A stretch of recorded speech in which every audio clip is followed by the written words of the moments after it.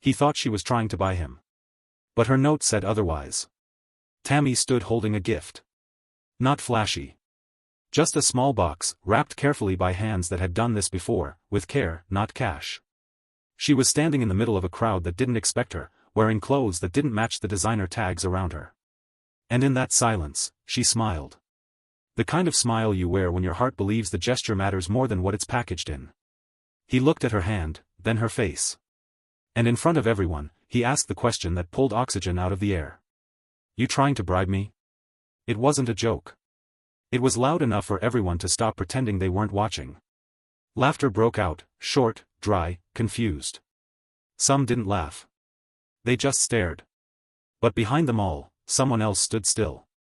The boy's mother. Her eyes weren't on the gift. They were on the card. White paper. Simple handwriting. 8 words written across it, "This is my way of saying thank you." And in that exact second, nothing was ever going to be the same again. Before we continue, what country or city are you tuning in from? Drop it in the comments. We love seeing where you are watching from. Hit the like button and subscribe to enjoy more of our videos. Her name was Tami. She had never stepped foot inside a neighborhood like this. She didn't ask to be invited. But when the invitation came, folded neatly in a white envelope, her mother said, "You're going. And you're not going empty-handed." That's how the gift came to be. Wrapped the night before, on their kitchen counter, beside an old fan humming in the background. Her mother helped her fold the note twice. No glitter. No glitter tape. Just words. Honest ones. The party wasn't like anything she had ever seen. There were fountains she didn't know were real. Tami didn't fit in. Not by their rules. She knew at the moment she stepped out of the car. But she kept walking. Her outfit wasn't new, bag wasn't expensive. But what she carried meant something. And that had to be enough. She held the box close to her chest, not like it was fragile, but like it was sacred. It was more than just a present. It was a message. A quiet thank you that had waited too long to be spoken.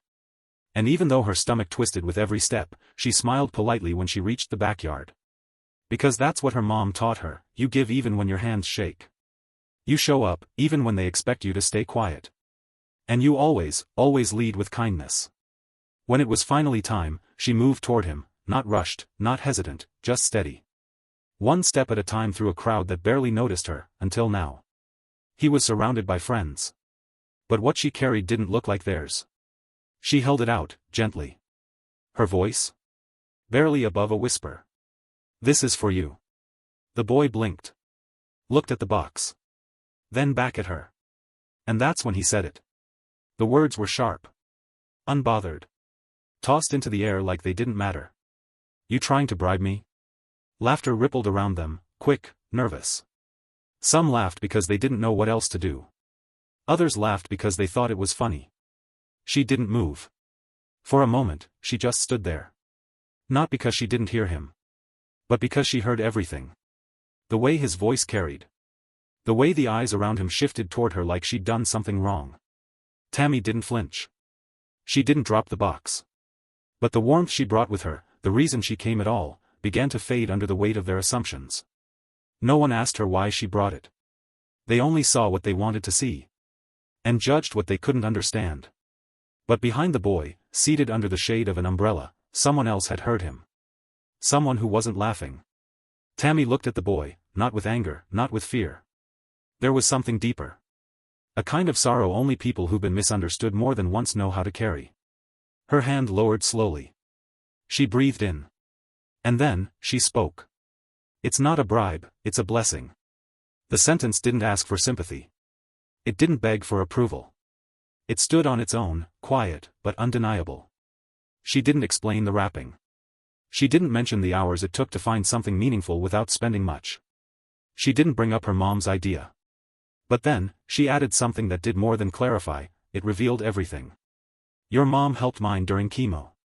I never forgot. That's all. No backstory. No follow-up." And with that, she turned. Not defeated. Just finished. The crowd, once eager to whisper, now couldn't find words. Even the ones who laughed earlier stood quieter than before, their arms crossed like they were trying to shield themselves from a truth they hadn't expected to hear.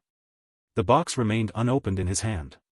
But the note inside was about to reach the one person who truly needed to read it. She hadn't moved the entire time.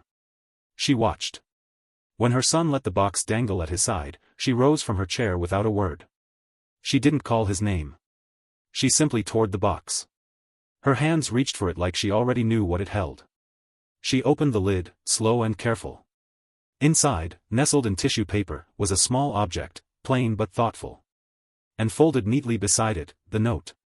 3 lines. Handwritten. She read the first sentence, then read it again. Her grip tightened, just slightly. Your mom brought soup to mine when she had no strength to cook. She told me kind doesn't expire. This is my way of saying thank you. Her breath caught in her throat. The kind of pause that happens when the past rushes back without warning. Her mind returned to a hospital hallway. A tired black woman sitting beside a vending machine, wiping her eyes. She remembered pulling out an extra chair. She remembered sharing a thermos. She didn't remember her name. But now, years later, her daughter had remembered everything. She closed the note with trembling fingers. She turned toward her son. And this time, she wasn't silent. She didn't raise her voice. She didn't need volume to deliver weight. Her feet stopped inches from her son. She held the note in one hand, the gift in the other. Then she looked directly at him, her son, now visibly unsure of where to place his gaze. You laughed, she said. No emotion. Just fact. You embarrassed her in front of everyone, and you didn't even ask why she gave this. He didn't respond. Maybe he couldn't. Or maybe the silence around him was finally louder than the moment before. This time, her tone changed. Still calm. Still deliberate. But now sharpened by disappointment. You judged the only girl here who came with something real, while the rest came for free cake. No one laughed. Someone dropped a fork on the patio tile. The sound echoed. A few kids shifted, suddenly unsure if standing close to him still made sense. I raised you better than this. He nodded faintly. That's all he managed. And then she turned. Not toward the house. But toward Tami. The girl hadn't gone far. She stood under a tree at the edge of the yard, hands folded, eyes on the ground. Trying not to cry, trying not to be seen. But when the woman reached her, she didn't say a word. She just wrapped her arms around her, firm and full, like someone who understood. And for the first time that day, Tami closed her eyes. Because someone finally saw her. She didn't stay. Tami didn't belong there, and not because of the clothes she wore or the price tag on her gift. But because she came with something no one else did, intention. She stepped back, gave a small nod, then turned toward the gate. Slow. Measured. Light in her chest, but weight in her steps. By the curb, a faded car idled. The door was already open. Her mother sat behind the wheel, worry etched into every line on her face, until she saw her daughter approach. No words were exchanged. They didn't need them. Tami slid into the passenger seat, and exhaled softly. She looked out the window once, just as the car pulled away. He was still standing there, still silent.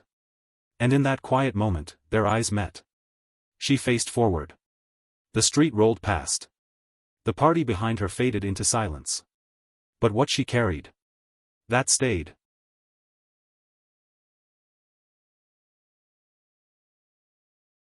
She gave a gift. Not to impress. Not to earn favor. But because her mother taught her one thing with absolute certainty. Kindness doesn't keep score. And the truth is, most people won't see the full weight of someone else's gesture. Most won't understand what it costs to give from a place that doesn't overflow. But someone did. Eventually. And sometimes, that's enough. But Tami? She didn't crumble. She didn't fight for their approval. She walked away holding something far greater than applause. Self-respect. Peace. Some moments pass quickly. Others leave a mark. This one? It lingers. And maybe, just maybe, someone watching has felt that same sting. Of being misunderstood. Of offering something real. Only to have it questioned. Then you already know how much courage it takes to stay kind anyway.